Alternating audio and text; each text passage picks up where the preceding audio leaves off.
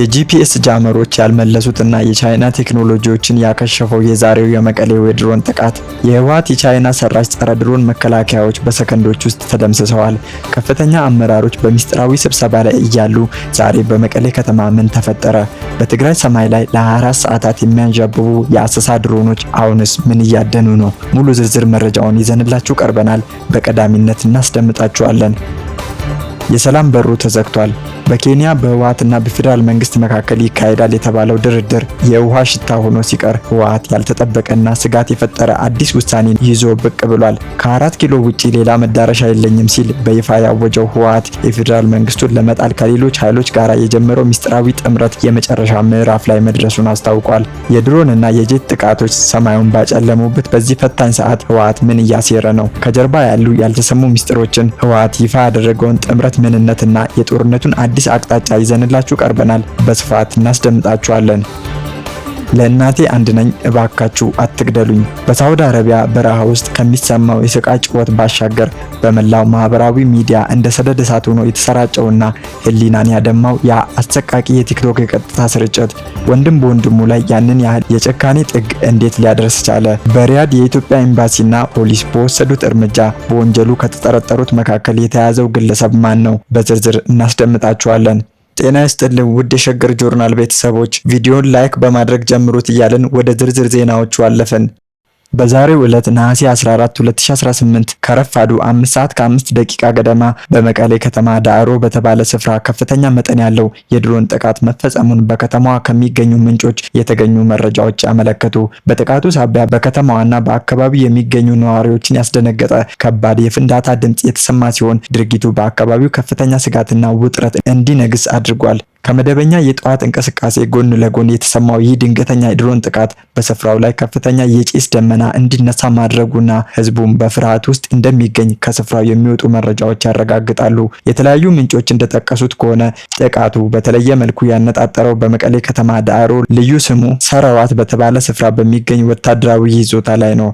ይህ ስፍራ ህወሓት የቻይና ቴክኖሎጂ ውጤት የሆኑ የጸረ ድሮን መከላከያዎችንና የተለያዩ ከባድ መሳሪያዎችን አከማችቶበት የነበረ ቦታ እንደሆነ ተገልጿል። ከጥቃቱ አስቀድሞ ይኸው ቡድን የድሮን ጥቃቶችን ለመከላከልና የአየር ላይ ጥቃቶችን ለማክሸፍ የሚያስችል የጂፒኤስ ጃመሮችን ለመጠቀም ሲሞክር እንደነበረ ቀደም ሲል መረጃዎች ሲወጡ መቆየታቸው ይታወሳል። ይሁን እንጂ የዛሬው ጥቃት እነዚህ መከላከያዎችን በመስበር ወታደራዊ ኢላማውን በትክክል ማጥቃቱን ታውቋል። በዚህ ድንገተኛ ጥቃት ምክንያት በስፍራው የነበሩ በርካታ ወታደራዊ ቁሳቁሶች መደምሰሳቸውና ከጥቃቱ በኋላ ተከታታይ የፍንዳታ ድምጾች ሲሰሙ እንደነበረ የአካባቢው ነዋሪዎች ገልጸዋል። ከዚሁ ጋር ተያይዞ ጥቃቱ በተፈጸመበት አቅራቢያ የሚገኙ የህወሓት ከፍተኛ አመራሮች ሚስጥራዊ ስብሰባ ላይ እንደነበሩ የሚጠቁሙ መረጃዎች የወጡ ቢሆኑም በስብሰባው ላይ በነበሩ አመራሮች ላይ የደረሰው ጉዳት በግልጽ አልታወቀም። ይሁን እንጂ እስካሁን በተረጋገጠው መረጃ መሰረት በጥቃቱ ምክንያት 3 ሰዎች ማለትም አንድ ወንድና 2 ሴቶች ከባድ አካላዊ ጉዳት ደርሶባቸዋል። ጉዳት የደረሰባቸው እነዚህ ወገኖች በፍጥነት በአቅራቢያ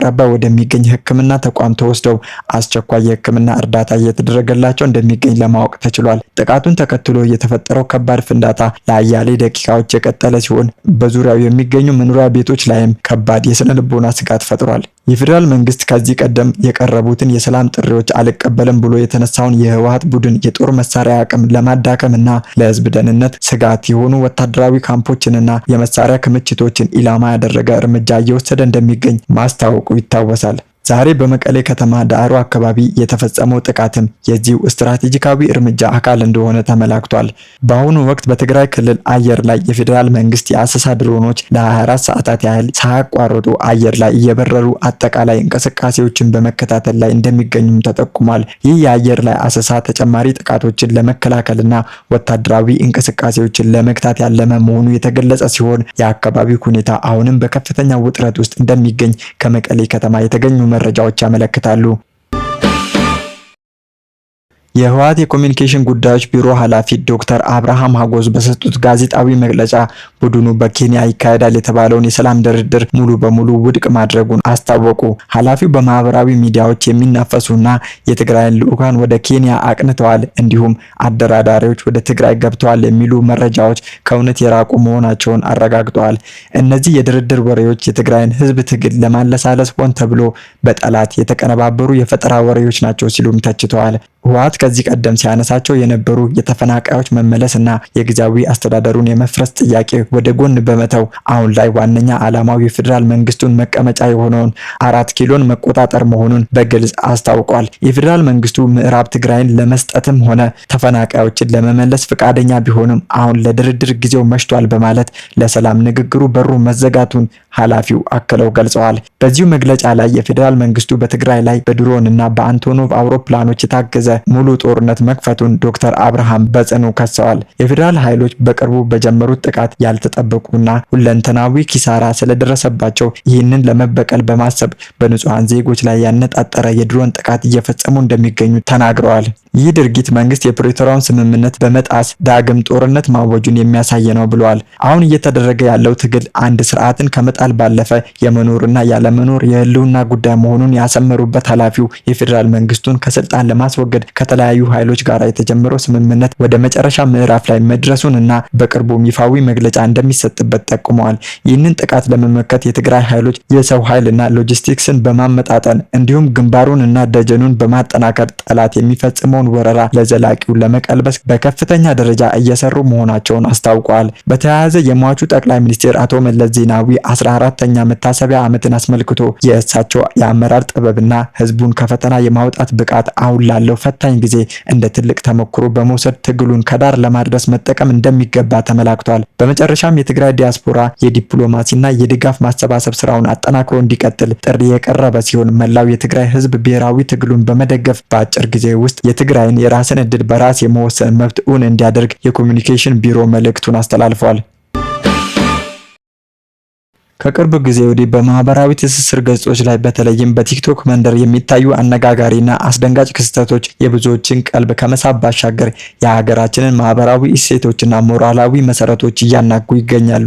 በቅርቡ በሳውዲ አረቢያ በረሃ ውስጥ በስደት ላይ በሚኖሩ ኢትዮጵያውያን መካከል የተፈጸመውና በቲክቶክ የቀጥታ ስርጭት የተላለፈው ዘግናኝ የጥቃት ድርጊት የማህበራዊ ሚዲያ አጠቃቀም የደረሰበትን አደገኛ ደረጃና የደቀነውን ስጋት ቁልጭ አድርጎ ያሳየ አሳዛኝ ክስተት ሆኖ አልፏል። በሳውዲ አረቢያ ገጠራማ በረሃ አካባቢዎች በህገወጥ መንገድ ገብተው በሚኖሩ ወጣቶች መካከል የተከሰተው ይህ አሰቃቂ አጋጣሚ ለሚመለከተው ሁሉ ትልቅ የህሊና ድንጋጤን ፈጥሯል። በስርጭቱ ወቅት ተጎጂው ወጣት ለእናቱ አንድ ልጅ መሆኑን በመግለጽና በፈጣሪ ስም በመማጸን እንዳይገሉት በለቅሶ ቢለምንም ድርጊቱን በቲክቶክ በቀጥታ ስርጭት ይከታተሉት የነበሩ የተወሰኑ ተመልካቾች አሰቃቂውን ጥቃት ከማስቆም ይልቅ ግፉን እንዲያጠናክሩ የሚያበረታቱ አስተያየቶችን ሲሰጡ ታይተዋል። ይህም ድርጊት መላውን ዜጋ ያሳዘነና የትውልዱን ስነ ልቦናዊ ሞራላዊ ውድቀት በጥብቅ የሚያመለክት ሆኖ ተመዝግቧል። ይህንን አሰቃቂና ህገወጥ ድርጊት ተከትሎ በሪያድ የሚገኘው የኢትዮጵያ ኤምባሲ ባወጣው ይፋዊ መግለጫ በጉዳዩ ላይ ፈጣንና አጣዳፊ ምርመራ መጀመሩን አስታውቋል።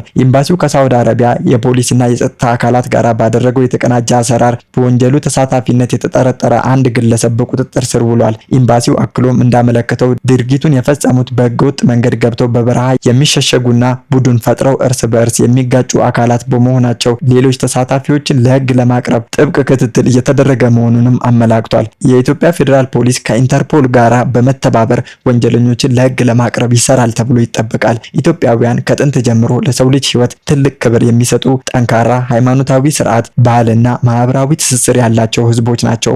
ሆኖም ግን የዲጂታል ቴክኖሎጂ መስፋፋት ከተገቢው አጠቃቀም ውጪ ሲሆን የወጣቶችን አእምሮ በመበከል ለእንደዚህ አይነት አረመኔያዊ ድርጊቶች መንስኤ እየሆነ ይገኛል። በርካታ ወጣቶች ማህበራዊ ሚዲያን ለበጎ ዓላማና ለእውቀት መገበያያ ሲጠቀሙበት፣ በተቃራኒው ደግሞ ትውልድን ወደ ጨለማ መስመር የሚመሩ ተግባራት በማህበራዊ ሚዲያ ሲሰራጩ ማየት የተለመደ ሆኗል። ይህ አካሄድ በጊዜ ካልተገታ የታዳጊዎችና የወጣቶች የወደፊት ተስፋ አደጋ ላይ ይጥላል። ይህንን ፈር የለቀቀ አደገኛ አካሄድ ለማስቆም የመንግስት የቤተሰብና የመላው ህብረተሰብ የተቀናጀ ጥረት ወሳኝ ነው። አሁን የተከሰተው ዘግናኝ ድርጊት ሁላችንንም ሊቀሰቅስና ለቀጣዩ ትውልድ ደህንነት እንድንቆም ጥሪ የሚያስተላልፍ የታሪክ አጋጣሚ በመሆኑ እያንዳንዱ ዜጋ የወደፊቱን ትውልድ ለማነጽና ለማቅናት የበኩሉን ሚና ሊወጣ ይገባል።